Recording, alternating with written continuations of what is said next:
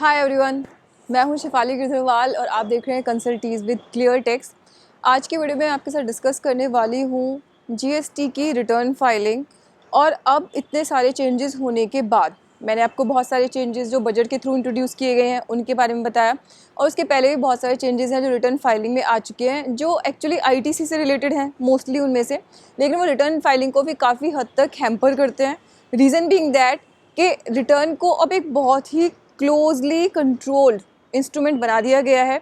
तो आप पहले सेल्फ असेसमेंट बेसिस पे सब कुछ कर रहे थे, अब उन्होंने बोला है कि आपको जो डिक्लेरेशन देना है रिटर्न के थ्रू वो एकदम एग्जैक्ट और मैच होना चाहिए। तो आपको अपने रिटर्न फाइल करते हुए बहुत सारी इंपॉर्टेंट चीज़ों को ध्यान रखना है, और कुछ पॉइंट्स मैं आपको ऐसे ही बताऊंगी जिनका ध्यान आपको न सिर्फ रिटर्न फाइल करने से पहले रखना होगा, बल्कि आप जब किसी नए पर्सन के साथ डील विद कर रहे हैं तो भी आपको कुछ चीज़ों का ध्यान रखना होगा। ये 5-6 टिप्स आपके बहुत कम आएंगी किसी वेंडर के साथ डील विद करने से पहले और रिटर्न फाइल करने के साथ में, दोनों चीज़ों में। सबसे पहले जब भी आप किसी वेंडर से कोई डील विद करना चाहते हैं, आप उनसे उनका जीएसटीएन नंबर पूछ के उस जीएसटीएन नंबर को अपने पोर्टल पे सर्च करें। अब जीएसटीएन आपको उनकी बहुत सारी फाइनेंशियल इन्फॉर्मेशन दिखाता है, उनकी टर्नओवर वगैरह, ठीक है, वो सब दिखाता है, बट हमारे लिए क्या चीज़ रेलिवेंट है, चूँकि जीएसटी में अब ये भी हो गया है कि अगर उसने अपना टैक्स नहीं पे किया होगा तो, या फिर उसने अगर जीएसटीआर 3B के में ज़्यादा कम टैक्स पे किया है जीएसटीआर 1 से, तो जीएसटीआर 1 में पहले डिक्लेयर करते हैं, फिर हम जीएसटीआर 3B में पे करते हैं। तो अब ये भी एक कंडीशन है कि आपका इनपुट टैक्स क्रेडिट रेस्ट्रिक्ट हो जाएगा अगर आपके वेंडर ने अपना जो जीएसटीआर 1 में डिक्लेयर टैक्स है उससे कम पे किया 3B में। अब सवाल ये खड़ा होता है कि मैं इसको पता कैसे करूं। तो अभी आप जीएसटीएन पोर्टल पे जाके जब टैक्स पेयर को सर्च करोगे उसका जीएसटीआईएन नंबर, तो वहाँ से एक रिपोर्ट जनरेट होती है जहाँ पे वो पुराने फाइनेंशियल ईयर का और करंट फाइनेंशियल ईयर के भी जितने भी उन्होंने रिटर्न्स फाइल किए हैं उसमें उन्होंने जीएसटीआर 3B में जीएसटीआर 1 का कितना परसेंटेज ऑफ टैक्स पे किया है वो पूरा का पूरा मेंशन होता है। तो यानी कि किसी भी वेंडर के साथ डील विद करने से पहले आप एक बार ये रिपोर्ट ज़रूर चेक करें कि कहीं ऐसा तो नहीं है कि ये पर्टिकुलर वेंडर पहले जीएसटीआर 1 में कुछ डिक्लेयर कर देता है और फिर 3B के अंदर टैक्स पे करता नहीं है। तो क्या होगा, आपको 2A में तो दिखाई देगा, 2B में तो रिफ्लेक्ट हो जाएगा, लेकिन आपकी एलिजिबिलिटी इनपुट टैक्स क्रेडिट की फिर भी रेस्ट्रिक्ट हो जाएगी। तो सबसे पहली चीज़ जो हमें करनी है वो ये करना है कि उस टैक्स पेयर को लॉगिन करके, और लॉगिन करने से पहले भी आप सर्च कर सकते हैं, उसका जीएसटीएन नंबर डाल के जो सर्च टैक्स पेयर का ऑप्शन है वहाँ पे आप उसको सर्च करें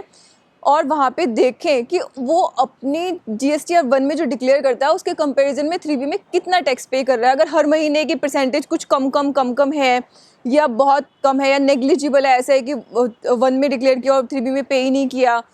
कोशिश हमें ये करनी चाहिए कि हम उन वेंडर्स के साथ डील विद करें जिनका एटलीस्ट 100% वो रेशो है, यानी कि 100% वो पे करते हैं अपनी जीएसटीआर 1 में,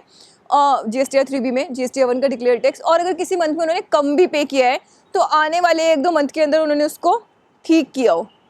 राइट, यानी कि उन्होंने या तो ज़्यादा टैक्स पे किया हो, ये जीएसटीआर 1 अगर रिवाइज़ की होगी तो वो रिवाइज फिगर आएगी, तो यानी कि वो अपने आप भी कम आएगी। तो ये हमें सबसे पहला चेक लगाना है किसी भी वेंडर के साथ डील विद करने से पहले।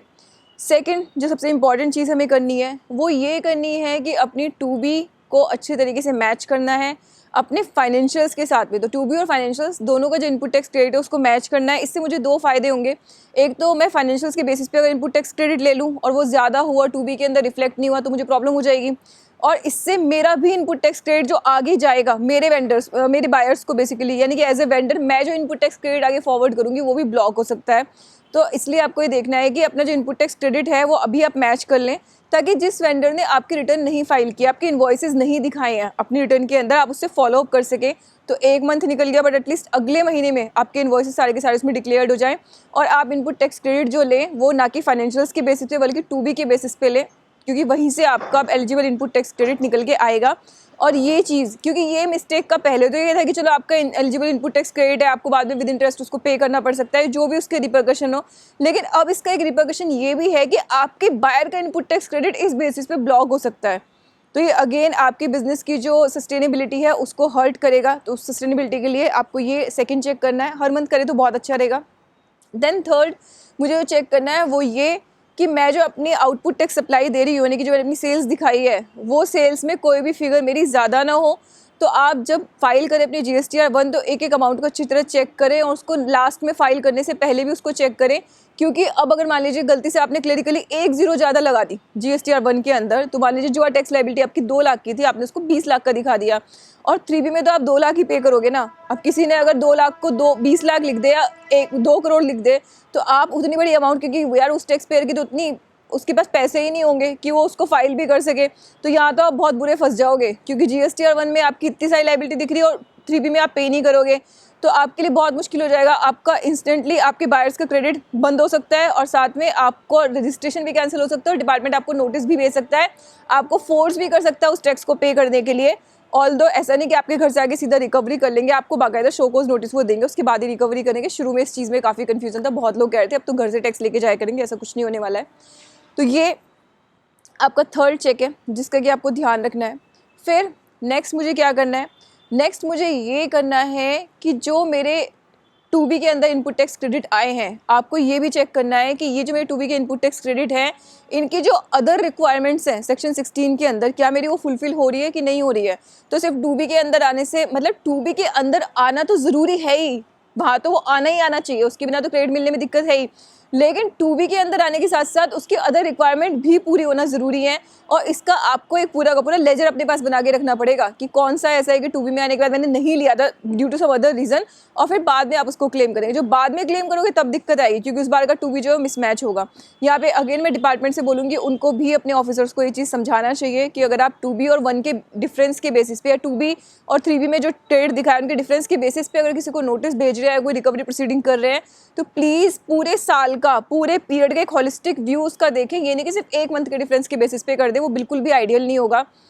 मैं ये सजेशन ना पहले भी बहुत बार दे चुकी हूँ, और मैं आज फिर ये सजेशन दे रही हूँ कि अगर आप चाहते हैं 3B और 1 को मैच करना, तो जब बंदा 3B में टैक्स पे कर रहा है, प्लीज़ आप उस समय GSTR 1 वहाँ पे ओपन करा दो, और अगर वो कम टैक्स डिक्लेयर कर रहा है तो उसको राइट दो कि वहीं से वो 2-3 इन्वॉइस काट दे कि मैं इस इन्वॉइस का टैक्स पे नहीं कर रहा, and it should be forced. इससे फ़ायदा ये होगा कि आपको सारे रिसिपिएंट को जाके परेशान करने की ज़रूरत नहीं है। क्योंकि फॉर एग्जांपल मैंने GSTR 1 के अंदर मान लीजिए 10 लाख का टैक्स दिखाया, और GSTR 3B के अंदर मैंने 2 लाख का टैक्स पे किया, तो अब ये 8 लाख मैंने किस किस इन्वॉइस के नहीं पे किए, ये आप कैसे पता लगाओगे? आप रिसिपिएंट पे कैसे लाइबिलिटी डालोगे? हर रिसिपिएंट ये बोलेगा कि जो 2 लाख पे किया वो मेरा भी पे किया है, अब तो ये प्रॉब्लम आएगी ना। तो इसलिए सबसे अच्छा ये है कि जब आपने देखा कि यार इसने 10 लाख का टैक्स डिक्लेयर किया है, और मैं GSTR 3B में 2 लाख पे आ गई, और 2 लाख का चालान जनरेट करने से पहले आप उसके GSTR 1 वहीं ओपन कर दो एक बॉक्स के अंदर, और उनसे बोलो कि जिन इन्वॉइसेस के आपका टैक्स नहीं पे कर रहे हो, जो इन्वॉइस आपके नहीं है, इसका मतलब क्या है कि तुमने GSTR 1 में गलती कर रखी है भाई, वहाँ पे गलत किया ना, कि इन इन्वॉइस को हटाओ यहाँ से। तो उन इन्वॉइसेस को वो हटाएंगे तो सीधी की सीधी हमारी जो इनपुट टैक्स क्रेडिट की मैचिंग बहुत आसानी से बहुत अच्छे से हो जाएगी, और ये एक चीज़ बहुत सारी प्रॉब्लम सॉल्व कर सकती है। तो ये वो इम्पॉर्टेंट चीज़ें थी जो आपको अभी रिटर्न फाइल करने से पहले और वेंडर सेलेक्ट करने से पहले भी ध्यान रखनी है। जिस वेंडर का किसी भी तरह का ट्रैक रिकॉर्ड ख़राब है उससे आपको डील विद नहीं करना। और अब अच्छी चीज़ ये है कि जो जो क्राइटेरिया बनाए हैं, मैं तो GST से ये डिमांड करूँगी कि आपने जितने क्राइटेरिया बनाए हैं, आपने जैसे डिफरेंस वाला बनाया कि ITC का डिफरेंस, आपने बनाया कि 3B अगर फाइल नहीं किया, या फिर आपने बनाया कि 2B में ज़्यादा क्रेडिट ले लिया, जितने आपने क्राइटेरिया बनाए, फिर तो हर बायर को सारे क्राइटेरिया दिखाओ हर वेंडर का कि भाई इस वेंडर का ये इसकी टर्म शीट है, ये इसकी मार्कशीट है, एक तरीके से GST के हिसाब से जो GST रेटिंग की पहले ही बात बोली गई थी। उसके बाद आप बायर को बोलो कि भाई बाय करना है या नहीं करना है। तो ये एक एक्टिविटी जो सबसे पहली एक्टिविटी है, किसी भी वेंडर से आप कुछ भी परचेज कर रहे हो, सबसे पहले उसका GST नंबर डाल के चेक करो कि बंदा कर क्या रहा है, कंप्लायंस कैसे कर रहा है, रिटर्न फाइल करता है नहीं करता, फाइल करता है तो टैक्स पे करता है कि नहीं करता। और जब तक आप ये सारी चीज़ें कंफर्म ना कर लो तब तक आपको उससे परचेज नहीं करनी है। ये आपको अपने बिजनेस का एक फॉर्मूला बना के रखना पड़ेगा। इसी के साथ ही वीडियो में क्लोज कर रही हूँ। आई होप आपके लिए यूज़फुल रही होगी। Thank you so much.